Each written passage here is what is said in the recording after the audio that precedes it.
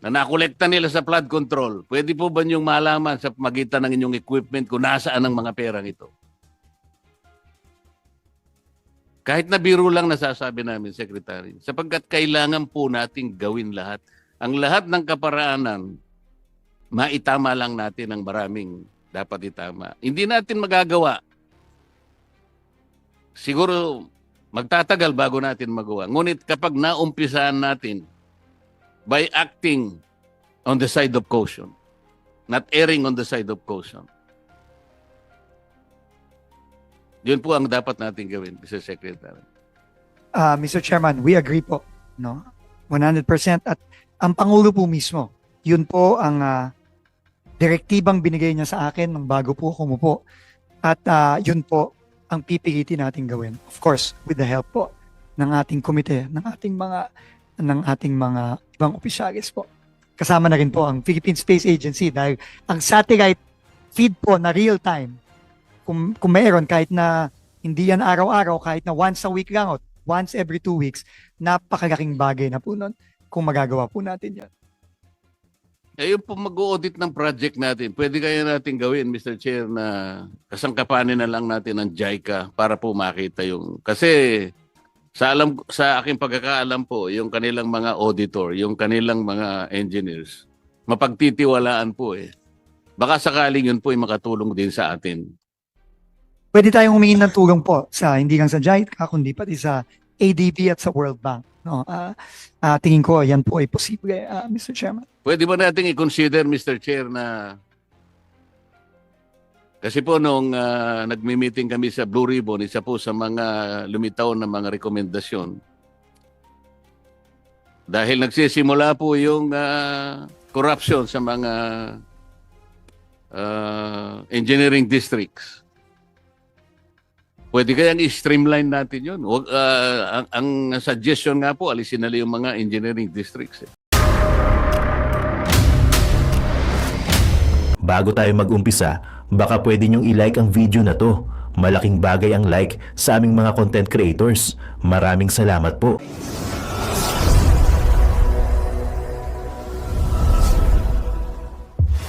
Let's go to the jugular. Doon po sa aming pagdinig sa Blue Ribbon, there was an instance where I asked your predecessor, what are the things that are being placed above the NEP? Kaya nagbo-bloat yung budget natin. He was talking about allocables, was talking about leadership and unprogrammed, and then the FLRs, which happened after the BICAM. Pangkaraniwan na yun, it's always the difference between the NEP and the GAA. I was able to calculate from what he told me at that time.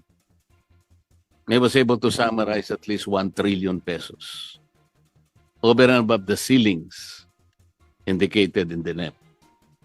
So, Mr. Chair, dito po sa 2026 proposed expenditure program of DPWH, nagkaroon ng revision from 880 billion ba to o million? 880 billion to only 624, or all in all 625.7 billion. So, nawala na ba yung sabi ko rito, taba ito eh. Kumbaga, Mr. Chair, sa katawan ng tao eh. 1 trillion peso additional to the ceilings already indicated in the NEP is 2 months. Parang ang sabi ko eh, taba na ng tao yun eh. Pag hindi natin inalis yung taba ng tao, ikamamatay niya yun. So, ano ang presumption dito, Mr. Chair? Sa 625.7, nawala na po ba yung binabanggit natin? Unang-una po, no, as a matter of fact lang po, ang nawala po dyan yung flood control locally funded projects at ibang mga proyekto. Pero kung ang tanong nyo po ay nawala na ba lahat ng taba tingin ko po, base lang po sa pinakita sa atin ni Chairman ngayon, hindi po totoo yan at meron pa rin pong taba. So ibig At kailangan sabihin po, pong- hindi natin talaga na i-strike yung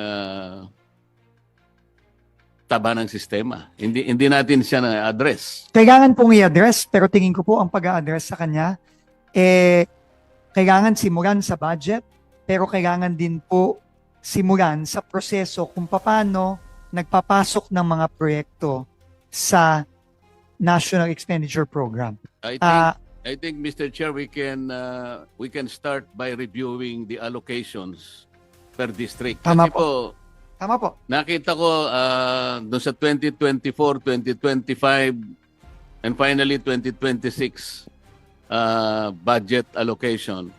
Meron kang makikita dyan, Mr. Chair, na talagang lopsided eh. Merong bigla na lang magkakaroon sa isang district as much as 5 billion to 11 billion, samantalang iba at least 1 billion. Hindi ko maintindihan yung philosophy behind that eh. Sa palagay ko, yung nakapark dyan at saka yung taba-taba dyan, nandyan lamang yan eh. So unless and until we are able to justify bakit halimbawa ang isang distrito na napakaliit compared to other districts, wala naman significant na difference yung dalawang districts eh. Pero makikita mo, 11 billion yung isa is only 3 billion. I don't think that is justified.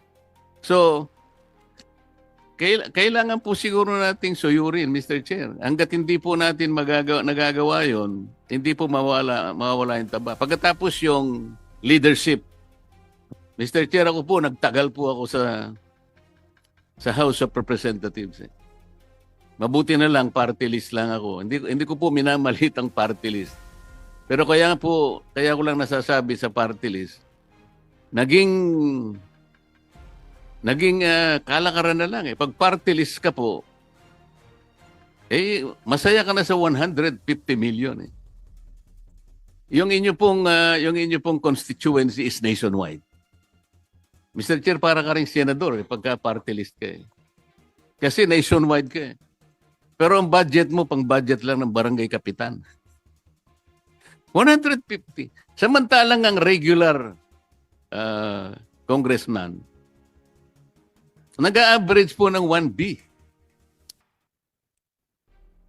Nasaan po yung katwiran doon, Mr. Chair?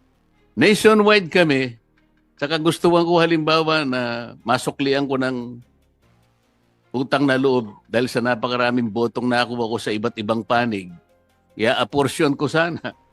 Sa 150 million, Mr. Chair, yung isa mabibigyan mo lang ng 300,000 na lang o kaya 250,000 at sasabihin sa iyo ng mayor, salamat po, congressman, sa binigay nyo. At least may tatayo ko na po yung kubeta na. Nakita po ninyo kung gaano po. Samantalang ang isang distrito, 11 billion, merong 8 billion, merong 6 billion. Secretary, Mr. Chair, hindi ko po nakikita yung justification. Kaya nga ang tanong how do you allocate the finite resources of this country? Yung economist, sandali lang niyang sasabihin sa atin. Alam niyang kwentahin eh. Marami siyang variables, marami siyang parameters. Pero dito po, pag tiningnan niyo isang distrito, wala kang makikitang significant variable o indicator kung bakit mas marami ang dapat niyang makuha. So let's start with that. That is supposed to be the starting point. Ang sabi mo kanina, Secretary, we should err at the side of caution. Gusto kong palitan. We should act at the side. Ayoko magkamali tayo. Not even erring. We should act on the side of caution.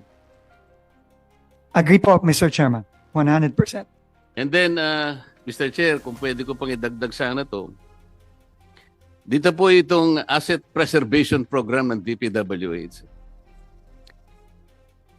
2022 to 2025, talagang papataas po yung expenditures. 117 million, a billion. 2023, 124 billion. 2024, 139 billion. 2025, 153 billion. Talagang papataas eh. Mr. Chair, tama naman ito sapagkat kapag itong perang ito nagamit natin sa tamang pamamaraan, magagamit natin ng mas matagal ang ating mga kakalsadahan, mga bridges and so on and so forth. Di ba tama yun, Mr. Secretary? Tama po, Mr. Chairman. Pagkatapos biglang nagkaroon ng 2026, naging 105 na lang. Ang ibig ba sabihin nito, yung papataas na ganun, 4 na taong papataas, tas bigla mong ginanon. So, naisip ba natin na wala nang kakwenta, wala nang kwenta yung preservation program natin, Mr. Chair?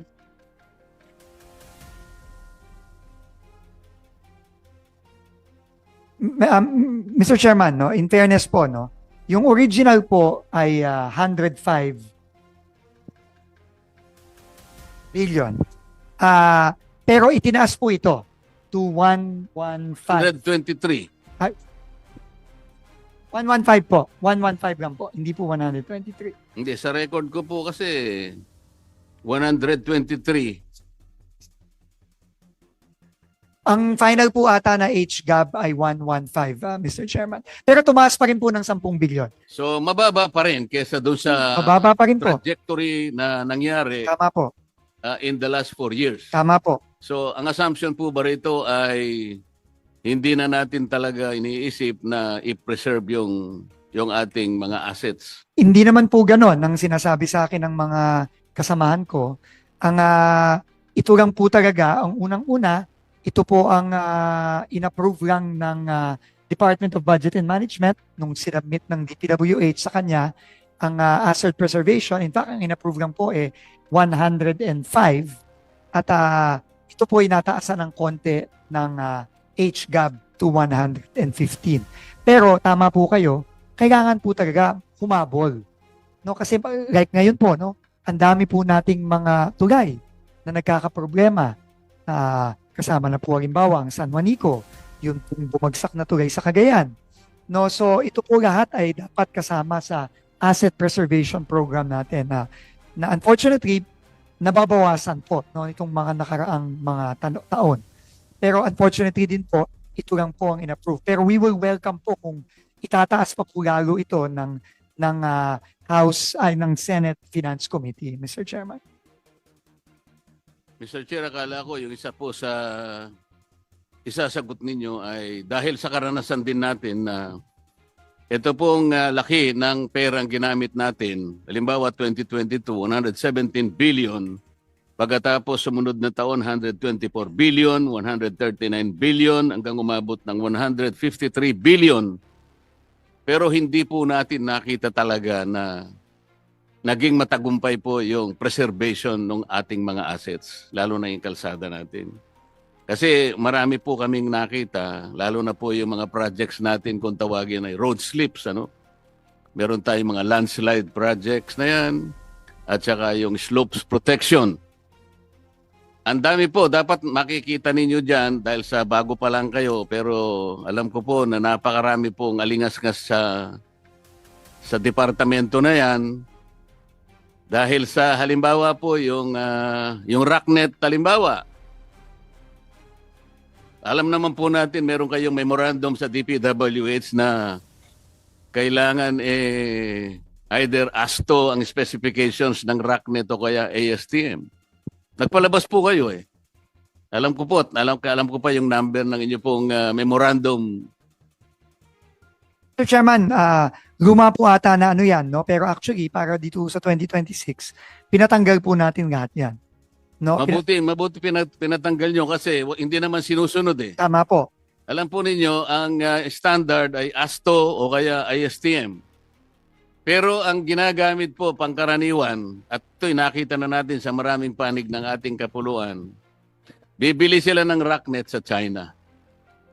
Ang presyo po ay halos 62% ang baba niya doon sa talagang dapat na gamitin.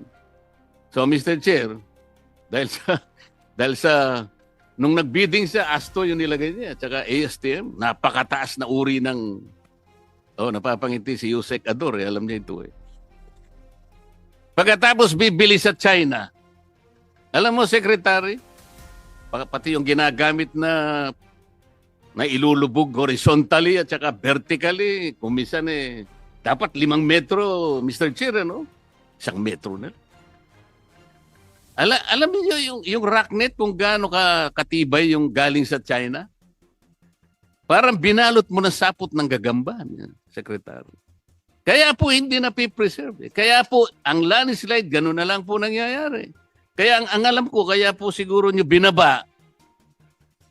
Ang gusto ko sanang isagot yun, napansin po kasi namin, sobra-sobra talaga, pero hindi naman talaga nakatutulong para i-preserve yung assets na ating mga nagawa sa mga nakakarang mga panahon. Mr. Chairman, alam niyo po, na-mention niyo po yung rocknetting. Pero habang ako'y araw-araw na tumatagal sa departamento, lahat po ng sinasabi niyo, nakikita po natin on the ground. Ngayon lang po, meron pong bumagsak na kali ngayon sa Bukidnon, kahapon. Yung Buda Road sa Bukidnon, papuntang Davao. Hindi po natin alam kung ano ang dahilan nun. Pwede pong earthquake ang dahilan, pwede pong landslide ang dahilan, pero pwede din pong kakulangan ng asset preservation ang dahilan.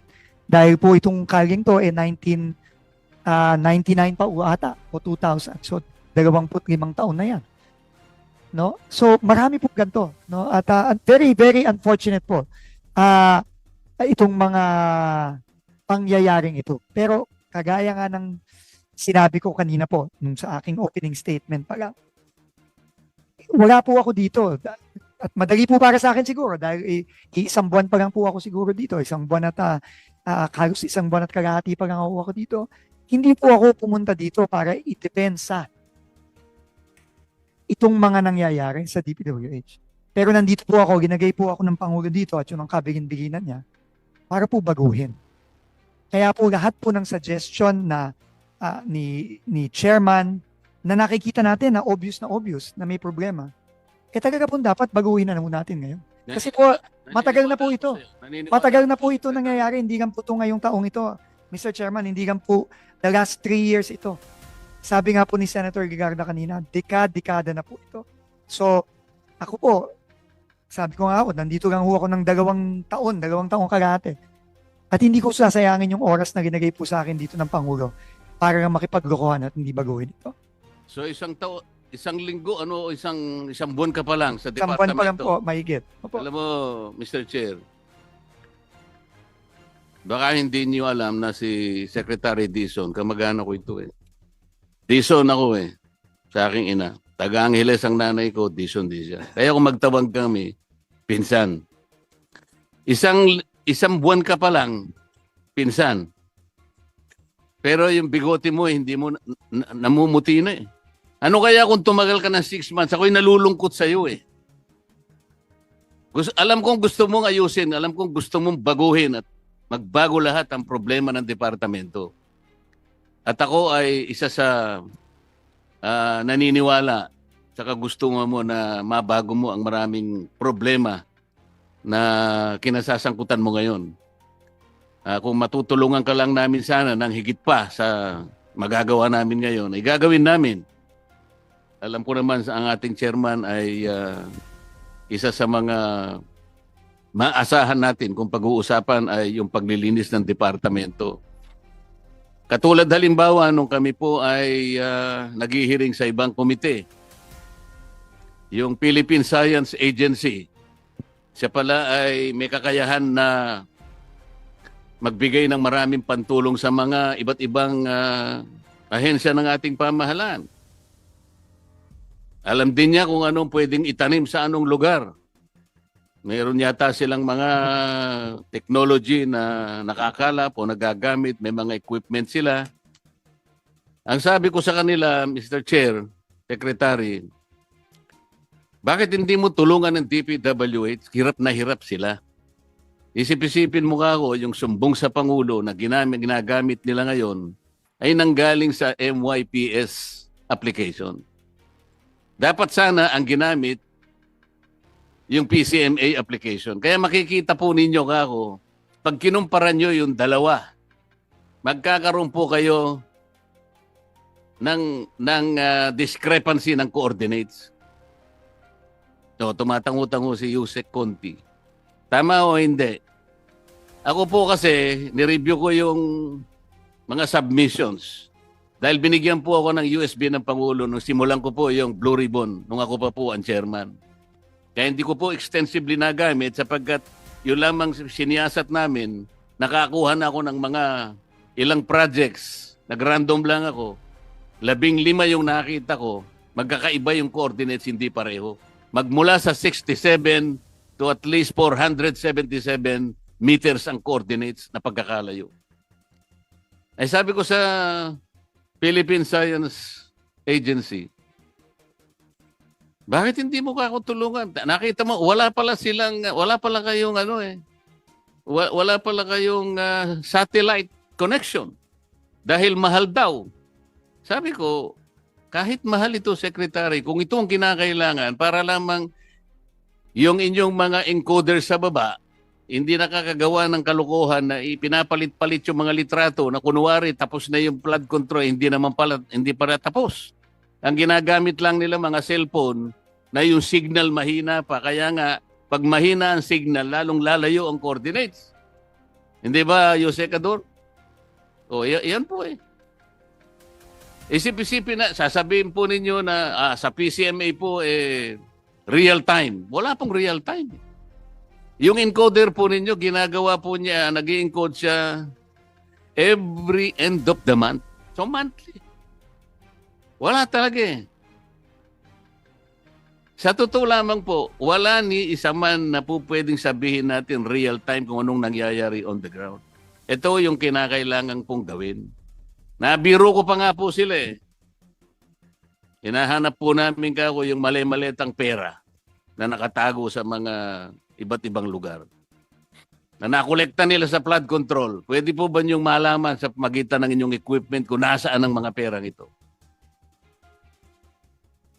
Kahit na biro lang nasasabi namin, Secretary, sapagkat kailangan po nating gawin lahat. Ang lahat ng kaparaanan, maitama lang natin ang maraming dapat itama. Hindi natin magagawa. Siguro magtatagal bago natin magawa. Ngunit kapag naumpisahan natin by acting on the side of caution, not erring on the side of caution, yun po ang dapat natin gawin, Mr. Secretary. Mr. Chairman, we agree po, no? 100%. At ang Pangulo po mismo, yun po ang direktibang binigay niya sa akin nung bago po kumupo. At yun po ang pipilitin natin gawin. Of course, with the help po ng ating komite, ng ating mga ibang opisyalis po. Kasama na rin po ang Philippine Space Agency dahil ang satellite feed po na real time, kung mayroon kahit na hindi yan araw-araw, kahit na once a week lang o once every 2 weeks, napakalaking bagay na po nun kung magagawa po natin yan. Yung po mag-audit ng project natin, pwede kaya natin gawin, Mr. Chair, na kasangkapanin na lang natin ng JICA para po makita yung... Kasi sa aking pagkakaalam po, yung kanilang mga auditor, yung kanilang mga engineers, mapagtitiwalaan po eh. Baka sakaling yun po ay makatulong din sa atin. Pwede tayong humingi ng tulong po sa hindi lang sa JICA, kundi pati sa ADB at sa World Bank. No, tingin ko yan po ay posible, Mr. Chairman. Pwede ba natin i-consider, Mr. Chair, na kasi po nung nagmi-meeting kami sa Blue Ribbon, isa po sa mga lumitaw na mga rekomendasyon. Dahil nagsisimula po yung corruption sa mga engineering districts. Pwede kayang i-streamline natin yun. Ang suggestion nga po, alisin na yung mga engineering districts. Meron ba tayong ibang alternative? Kung sakaling tanggalin ang mga engineering districts, halimbawa, kung ano man alternative na gawin natin, wag na ganun karami. Pwede po nating pag-aralan, Mr. Chairman. No? Marami po talagang kailangan repasuhin at baguhin, no? Dito sa departamento. Dahil nakita naman po natin na yung current na sistema nagresulta dito sa kikita na natin ngayon. So, kailangan po talagang baguhin. At, Pagkaraniwan po kasi, Secretary, hindi naman lahat, hindi naman na lahat nangyayari sa mga districts. Ang congressman po kasi, ang siyang nakapangyayari do sa pag-a-appoint ng district engineer. Hindi po sa lahat ng pagkakataon ganoon. Meron namang hindi. Pati pag-alis ng engineer o district engineer, nandun pa rin sa kapangyarihan ng kung sino man yung makapangyarihan ng congressman na yon. So nakita po ninyo sa aming initial na pag-iimbestiga, yung first engineering district ng Bulacan, isipin po ninyo, 2022 to 2025, nakapagdala si Saldico ng 35 billion sa isang distrito. Paano po natin i-justify yun? Yun po eh. Maaring drastic po yung sinasabi namin na tanggalin lahat ng ano. Ngunit, yung ganun pong pangyayari, kung ano man ang katapat na solusyon nun, drastic man o hindi, dapat hindi nangyayari yung ganun. 35 billion sa loob ng 4 na taon. Kulang-kulang sa 8 billion pesos per year, Mr. Secretary. So, ito po yung dapat nating tugunin. Ito po yung dapat nating i-address para yung sistema po. Mahirap baguhin ang sistema, ngunit kailangan po nating i-address sa lalong madaling panahon. Secretary, we're glad that the proposed fiscal year 2026 DPWH infrastructure program based on HGAB has been furnished us. Nandito ngayon. So for comparative purposes, pwede ba nating makita yung HGAB ng 2025 at saka yung 2024? Mr. Chairman, we will submit po. No, kukunin po nila sa kanilang files yung Kasi gusto lang namin i-compare HGAB. yung nangyari 2024, Opo. 25, and Opo, then pwede pong i-submit yon, Mr. Chairman. that is still in connection with our purpose of getting Cleaning rid up. of the cholesterol. The FAT. Hindi Opo. ba? Mr. Chairman, we kasi- will comply po, Mr. Chairman. Thank you. Thank you, Mr. Chair.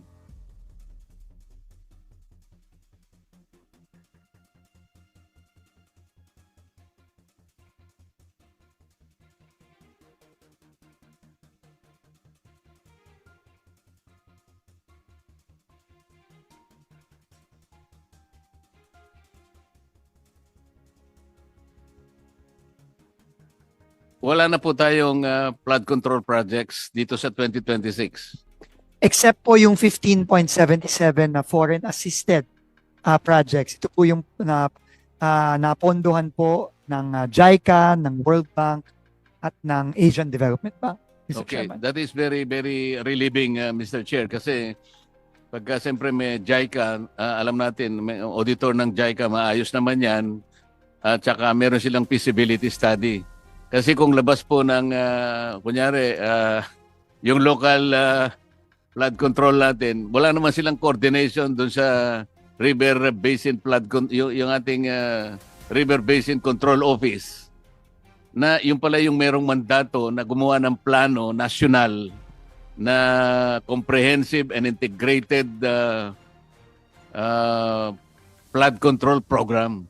Hindi naman pala nagkikipag-coordinate ang DPWH or vice versa, kaya sayang lang. Ang totoo niyan, gusto namin i-propose na sana tanggalin na yung River Basin Control Office. Wala naman sa inyong poder yun. Nasa DNR yata yun. Opo, it's in the Water Resources Management Office, the Ayun. WRMO, led by DNR Undersecretary C.P. David. So makakatipid po tayo kung tanggalin na po natin yon sapagkat hindi naman nakakatulong. Wala na pong flood control eh. Tama po. So wala na silang isusupervise na 18 river basins. Kasi wala naman tayong flood control eh.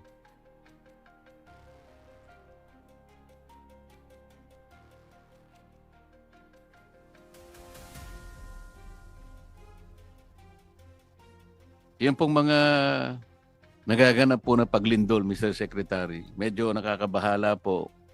Hindi lamang siguro yung frequency, kung hindi yung lakas eh. Wala na po yung 3 point something, wala na po yung 4.2, puro lagpas na po ng 5 at saka 6 eh.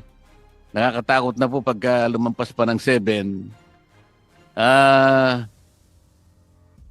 Para po siguro makatulong kayo sa ikapapayapa ng kalooban ng marami nating kababayan. Ano po ang kahandaan ng ating kagawaran, ng ating departamento kung sakasakali pong sana wag naman.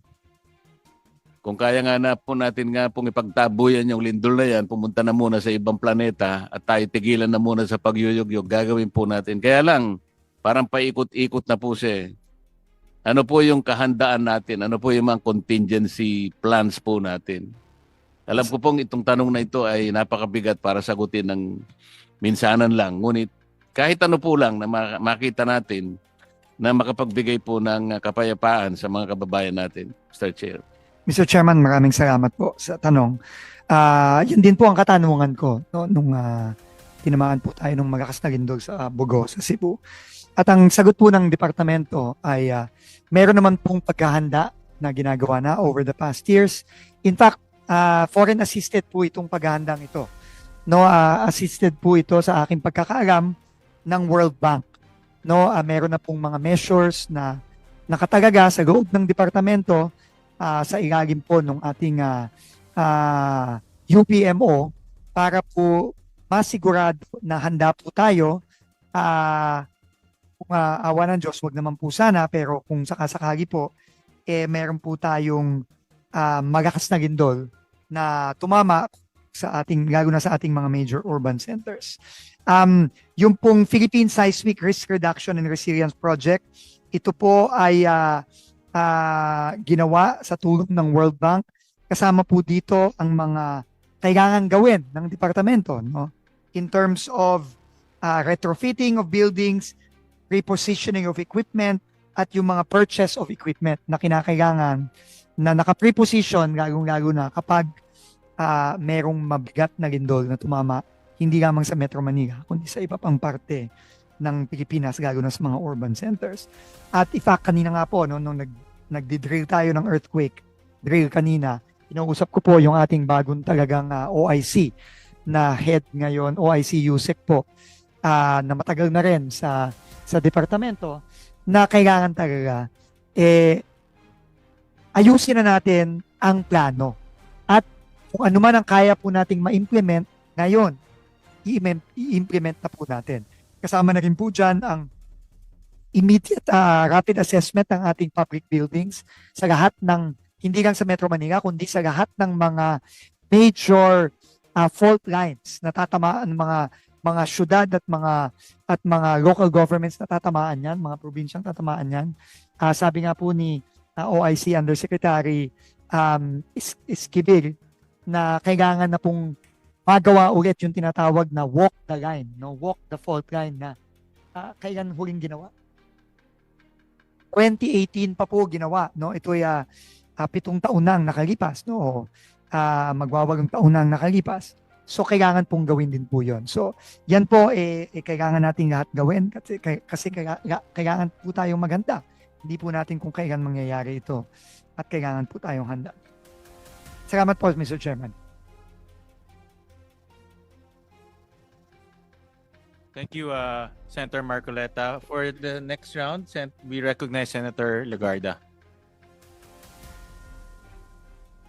Thank you, Mr. Chair.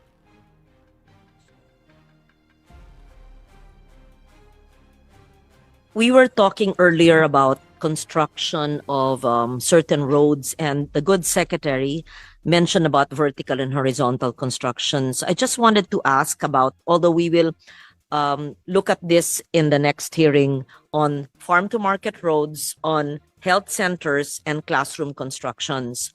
So the Senate hearings on the DepEd budget revealed that DPWH classrooms cost at least, correct me if I'm wrong, 2 million pesos per unit, yeah.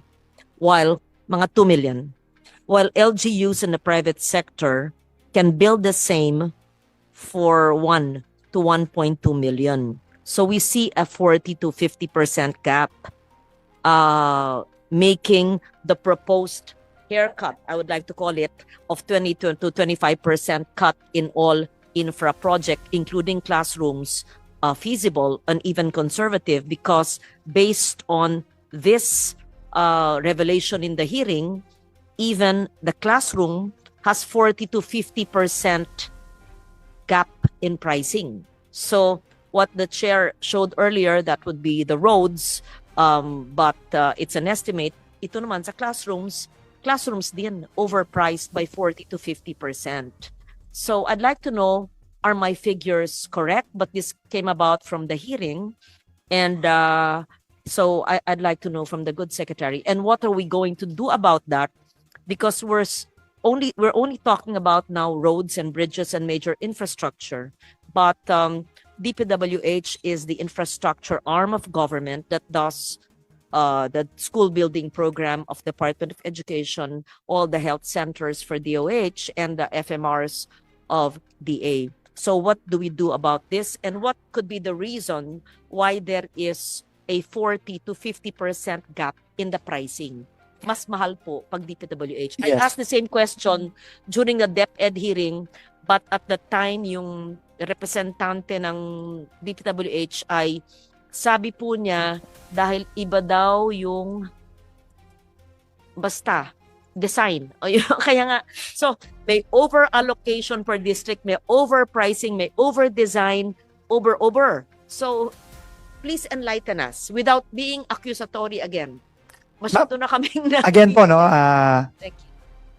sasagot po ako bilang isang secretary ng DPWH na kakapasok lang po dito. No? At ang sinasabi po sa akin ay unang-una po, no, ang budget ng classrooms ay wala po sa loob ng DPWH budget. Ito po ay nasa DepEd budget. Pero ang implementing arm po, ang construction arm ng DepEd, sa ngayon ay ang DPWH. No? So, unang-una po, tingin ko ang discrepancy ay nanggagaling sa dalawang bagay. Kasi na rin sa mga sinabi sa akin ng dito. No? This is apples and apples, ha? Opo. Same size, Opo. lahat may bathroom, ganun. Oo. Sige. Una po, sa cost of materials. Doon na naman po tayo pupunta. No? At nakikita naman po natin, talagang marami pong mga pagkakataon na mas mataas ang cost ng DPWH kaysa sa private sector. Halimbawa sa Filipino-Chinese Chamber of Commerce na nagtatayo din ng mga classroom at iba pang mga organisasyon sa private sector. Pero ang ikagawa din po ay yung sinabi po ng ating chairman. Yung pong disenyo. No? So, yun pong dalawang yon ay kailangan i-review. No? Kailangan pong i-review yung cost at i-parity po as much as possible sa cost ng private sector as much as possible. No, lalo na per geographical area. Kasi hindi naman po tama na mas mahal ang presyo ng gobyerno kaysa sa pribadong sektor. That does not make any sense to me as a new DPWH secretary. The second, yung pong disenyo. Sinasabi po sa atin na ang DepEd daw po ay humihingi ng mga requirements. No? At doon po pinagbabasehan ang disenyo ng DPWH Bureau of Design. Pero tama din po yung tanong, baka naman over-design dyan. No? Baka naman over-design. Baka naman hindi kinakailangan na ganyan. Yun po, mas matagal na usapin. Dahil po yan ay kailangan makipag-usap tayo sa DepEd. Ano ba talaga ang kailangan nila? Halimbawa po, no? Kung ang sasabihin po ng DepEd sa mga eskwelahan na malapit sa fault line o sa mga eskwelahan na laging tinatamaan ng malalakas na bagyo, yan po, maiintindihan ko na dapat talaga mas matindi at mas matibay ang disenyo niyan kaysa sa mga classroom na hindi naman prone to natural disaster. Pero ano po yun? Hindi ko pa po alam yun. No? At kailangan pong repasuhin yan. Hindi po natin kailangan tanggapin na lang ng tanggapin ang mga kalakaran o ginagawa nung nakaraan. We have to really review and transparently review and transparently show the public. Bakit sa Bicol, mas matibay dapat ang classroom doon? bakit dito po sa West Valley Fault na dadaanan dito sa NCR, bakit dapat mas matibay? Kailangan pong malaman ng publiko yun. How much is it per square meter? Yun na lang. Per square meter ang Ang per square classroom. meter, maybe we can compute, but I was told just now the price on average of a classroom ranges from 2 to 2.5 million pesos per classroom, per school building, No, that is, per classroom. No? kaya nga sa private sector, 1 to 1.2 million. Tama po. So, So, magkano ang per square? ibig sabihin, sa ating NEP, check ko ang NEP at saka GAB ng 24,000. school building fund sa DepEd, sa presyong yon, Mr. Chair, When you say ay makakagawa tayo ng mas maraming classroom. Kung 40 to 50% yung kamahalan ng presyo, mas marami tayong classrooms. Tama po. Kaya i-re-revisa din natin with the permission of the chair and the members on the number of classrooms in the DepEd budget because they will implement it. Kung X amount for X number of classrooms, dodoblehin natin by, we will increase the number of classrooms by 50% because the costing should align with the private sector costing. Tama ba? Oo. Yes. Opo. Ngayon po, ang costing po ng classroom, on average, kasi iba-iba po per region. I'm looking at a regional per square meter costing here. On average po, lumalabas mga 27,000 per square meter pesos. 27,000 pesos per square meter. Of course yan. 2 floors. Per square meter po ito. Yeah. Per square meter. Whether you build it on the ground floor or on the second floor of the structure, right? More or less, per square meter. Mas mahal yung higher floors, yes. Mas mahal, a little. So, So sabihin na po natin ranging from 27 to 30 plus thousand is pesos per this square meter? cost based on the 2 million per unit per classroom? Yes po. So ibig sabihin, minus 40% yung cost ng 27,000 per square yung sa private sector. So, having said that, we will review, and this is due for the next hearing with the permission of the chair, the school building fund under DepEd, which will be transferred to DPWH so that we can know the number of classrooms and compute the prospective number of square meters because pare-pareho naman ang per square meter ng isang classroom. Dadami ngayon ang mabibuild nating classroom dahil yung cost na italaga sa NEP at sa GAB, ganun pa rin. Tama po. I In hope fact, the Secretary agrees. no, I agree 100%. Again, dalawa pong bagay ang kailangan nating repasuhin. Yung cost, kung ito'y mas mataas, at mukha pong yun ang lumalabas, no? Kung i-compare sa private sector. Pero again po yung design din. No, yung specifications. No? Yung specifications, kung yan po ba ay baka naman po talaga over-design. No? Hindi po natin alam. Kailangan po nating repasuhin yan. Ang suggestion ko po, Mr. Chairman, is kailangan po gawin ito with private sector, with the engineering What is the cost associations. estimate between the DPW's estimate and the private sector? 27,000 per square meter. What about the private sector? Lumalabas daw po, Mr. Chairman, is ang private sector mga 1.5, 1.2 to 1.5 versus 2 to 2.5 So, per classroom. which means that nakukuha ng private sector 15,000 per square meter. Tama po. This is 40% the po. assumption that the school building, the classroom is 100 square meters. And is up to specifications of the DepEd. I think that is po the question So, mark right now. meron talagang problema. Bakit naman maitatayo ng private sector at 15 pesos per square meter? DPW is 27,000 per square meter. Agree po. Agree Pareho po. lang naman yung alimbawa, sa isang lugar, ang bato na gagamitin, kunyari riverbed lang. So palagay mo, Pareho po ang presyo ng semento, ng bakal, ng... kaya nga, Opo. sana man lang kung yung private sector o yung gobyerno kumuha pa sa Maynila samantalang itatayo sa Romblon. Mali naman yon. So ang source mo ng material is local. Di ba?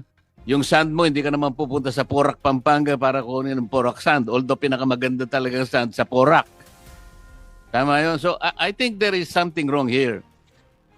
Kahit na private sector ang gumawa o gobyerno, pareho lang naman 100 square meter lang. So hindi naman dapat maglalayo sa 15,000. Siguro, kung 16,000 ang DPWH, baka sakali.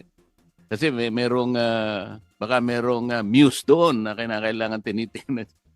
Hindi ganito kalawak yung diferensya. Um, that means the 28 billion pesos allocated for classrooms under DepEd, which will be implemented by DPWH, will generate much more classrooms than we expected. Tama? Yes. So, Kung private sector ang gagawa. hindi, maski sila, sang-ayon naman yung bagong team ni Sec Dizon eh. Oh, tungo ng tungo si... Kasi 27 kasi sila, samantala. Hindi po, 27 po ngayon. Hindi, ibig sabihin ni... Pero pwede po nating ibaba Bakit hindi nyo na lang i-subcontract sa private contractor? Huwag na kayong gumawa para makatipid tayo. Actually, private contractor na po tayo ata ang gumagawa. Hindi. Ang Kaya problema lang po, yung kasi kapag budget. kayong gumawa 27. Pagka private sector 15 lang. So ipagawa nyo na lang sa kanya. Unang-una po, no? Ganito po, no? Talaga po naman private contractor ang gumagawa. Sa, Hindi po by administration ng Tama po. DPWH. Binibid po nila yan. tama po. Kaya nga po, Ano yung sinasabi nating private kanina? Ganito po, no? Para lang po klaro tayo, sa aking limited understanding, Yan, sinasabi mo kanina, Secretary, yung Filipino-Chinese Chamber. Kaya sila yon. Yun ang buong pagkakaakala ko. hindi po, yung Filipino-Chinese Chamber, I think po, pangkawang gawa po yun, no? Yun po ay donation. may I explain? Since it was my question, papaliwanag ko po. Ang tanong ko po kanina, kung magkano po ang construction per classroom, per unit.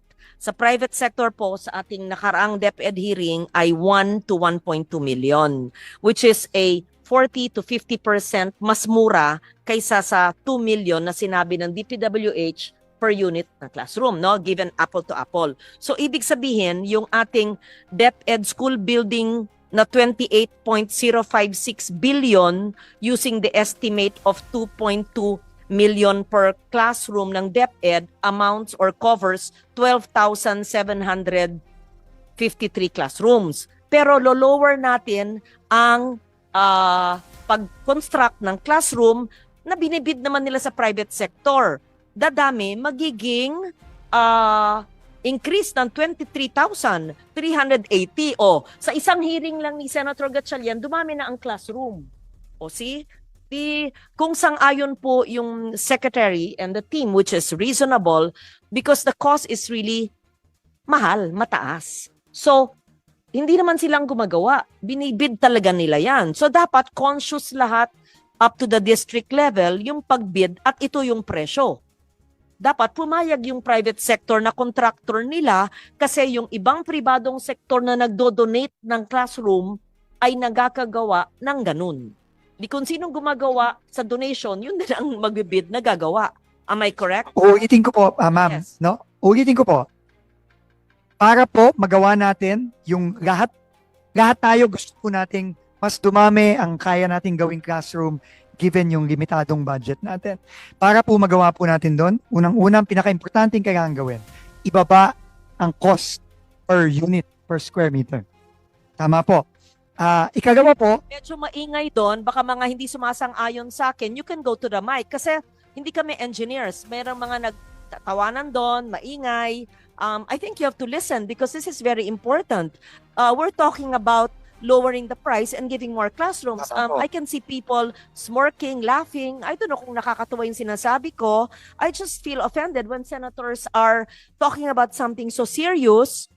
Dinitibdib natin to. Opo. Tapos kung hindi sila sang-ayon, sabihin. Kasi baka mali ako eh. I like to be told I am wrong. Tama po. Kasi I want to be educated. Tama po. Diba? Oo. Sige. Ang importante po, so yun po, kailangan po nating ibaba ang costas na klaro po ngayon sa pag-uusap natin at dun sa hearing sa Department of Education, mataas.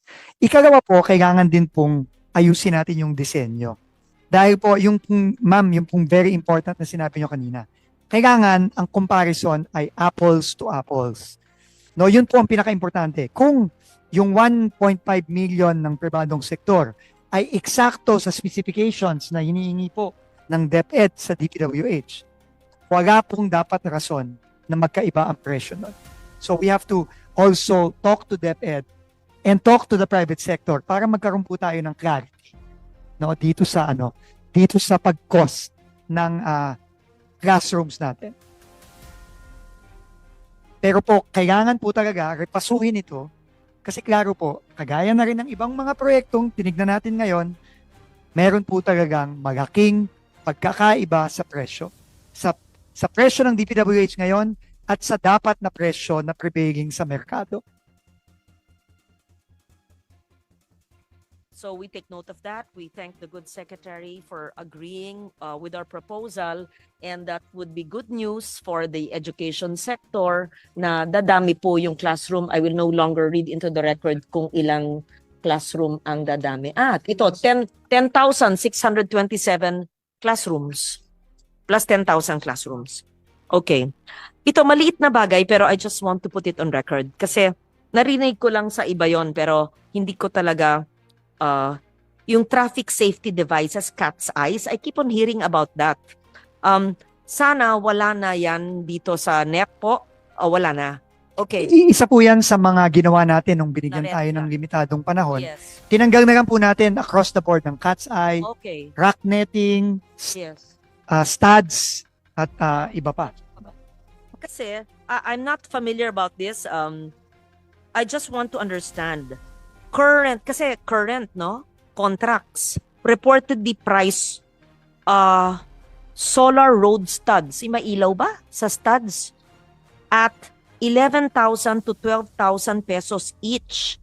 While again, the market canvas shows similar products at 1,000 to 2,000 pesos. I'm not too familiar with this. Wala naman ng mga humihingi sa akin in the past years. It was just brought to my attention, even allowing, sabi mo, for logistics, spec differences. The spread is massive. Market retail pa ito, 1 to 2,000. Pero ang road studs ng DPWH sa supplier nyo, 11 to 12,000. So may I hear from the secretary? But there are ongoing projects 2025. So what do we do? Nakakaiyak na. Yan po ay kasama din sa investigasyon natin na ongoing, Mr. Chairman. In fact, marami na rin pong nag-report niyan. No? Nung pagpasok pa lang natin, rack netting, cat's eye, solar studs, solar lamps, ano yun, yung traffic barriers sa mga highway, lahat po yan. No? Nakakatanggap po tayo ng iba't ibang report at subject din po sa investigasyon natin. At kung yan po talaga ay makita natin na overpriced, pasensyahan din po tayo at kailangan pong managot yung mga gumawa niyan. Kailangan din pong managot yan. Pero, kailangan na rin po nating baguhin. No, kasama din po yan, ngayon po, sinabihan ko na po si Yusek Conti, kailangan po yung mga supplies na yan, cat's eye, supply ng rack netting, not only do we have to lower the price, but we have to ensure yung quality ng delivery. No? Kasi hindi lang po sa presyo eh. Minsan po ang dayaan sa quality eh. O kaya minsan po both. Overpriced na nga, bad quality pa. So yan po talaga kailangan magbago din. Mr. Chairman. Meron pang isa, Secretary, doon sa ating mga,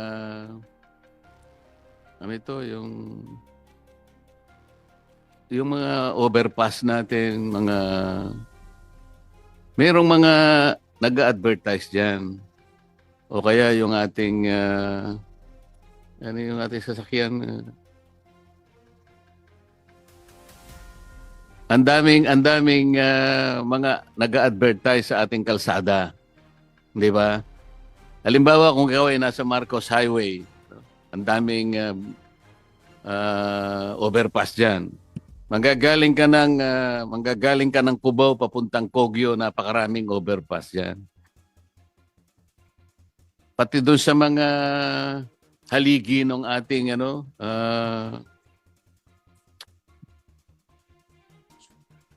Mr. Chairman, we will... Sino ang nakikinabang diyan sa mga nag-advertise? Kasi makikita mo silang naglalagay ng sarili nilang mga slots eh. Yung mga columns ng ating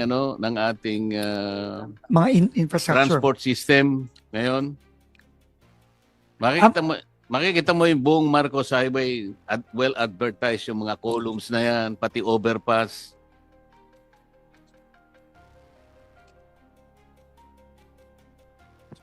Sa regulation po, ito po, pasensya na po Mr. Chairman, ito po bago sa akin, no? Hindi ko po alam ito. No? Pero base po sa sinasabi sa atin, yung pong pag-advertise sa mga flyover o sa mga elevated highway, expressways. Kasama paano? Pati PPP. Pati yung mga columns ng ating expressways eh. Di ba? Nakikita ito mo yung po ay columns. ang general rule po ito, dito ay bawal po ito. So, ang general rule ay bawal. Yun po ang information na nakuha ko po ngayon. Pero mukha pong merong gumagawa at mukhang meron na pong atang mga kaso involved dito, no? Dahil pinagbawal, pero meron pong nagkaso at pending po ata. Pending ba? Puntahan po niya yung Marcos Highway ngayon.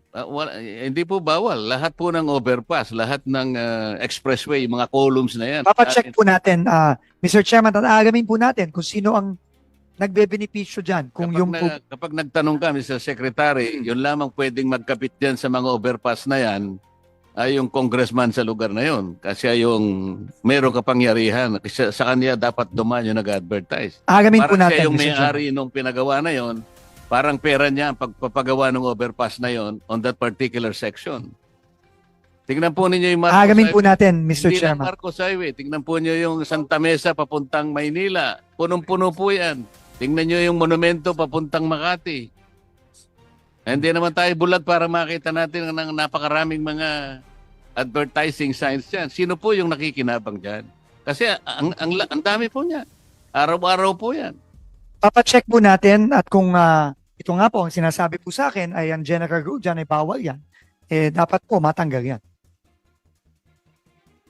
Kailan pa po naging bawal, Mr. Secretary? I think 15 years ko na pong from the nakikita. very beginning po ata bawal. Marami, siguro, So, marami naman po talagang bawal. So for 15 years, there is a continuing violation of Opo. your general rule. Opo.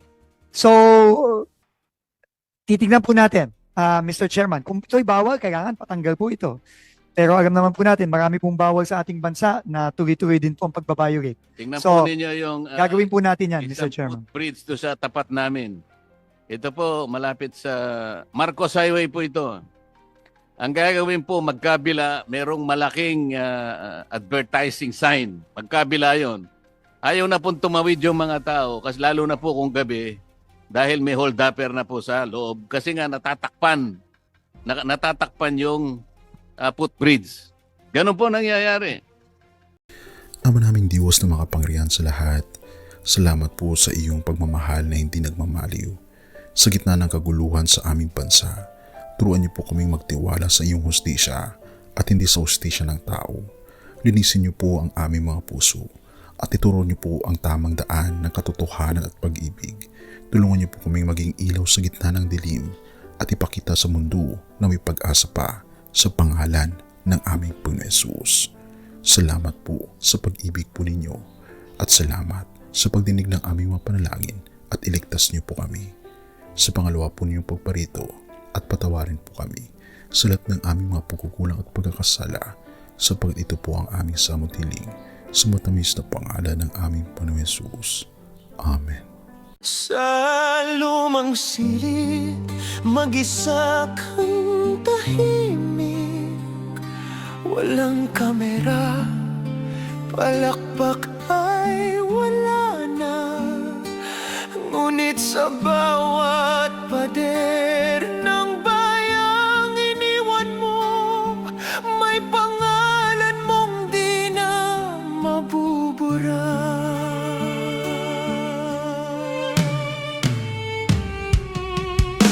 Minsan kang naging balikat ng mahihina, kalaban ng takot, kakampi ng masa.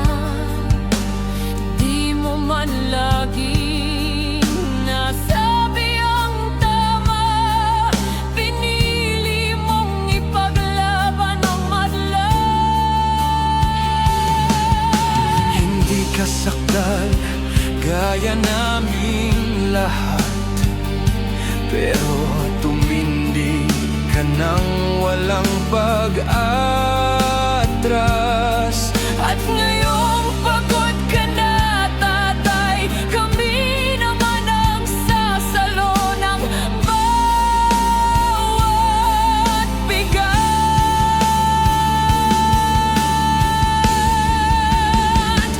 hanggang sa dulo. Ikaw ay mahal, kahit papagod na ang iyong katawan. Tatay, salamat sa iyong paglaban. Ngayon kami naman Hanggang sa dulo, di ka namin iiwan. Ang kwento mo'y dala ng bayan.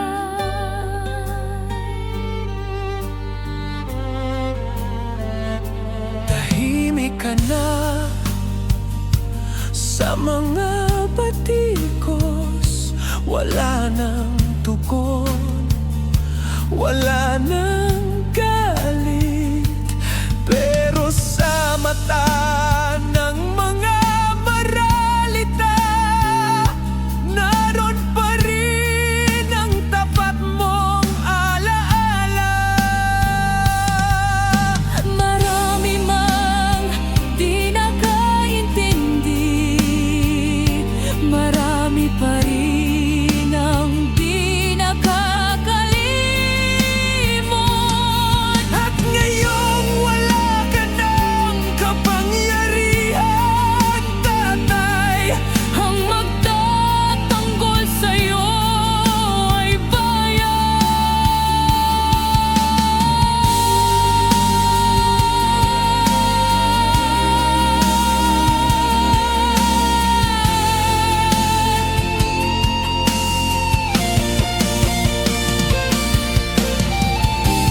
hindi ka nag-iisa kahit ngayon.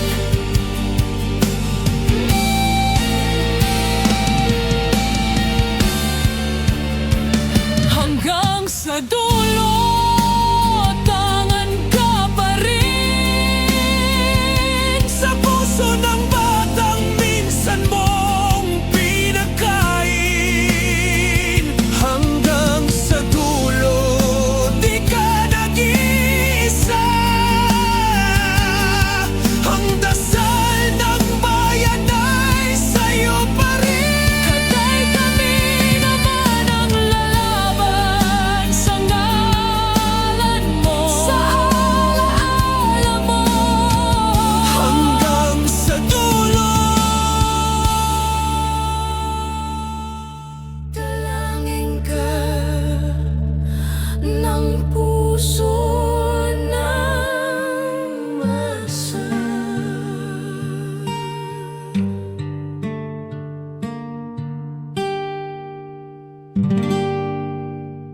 At yun na nga mga kababayan, ano na ang masasabi mo?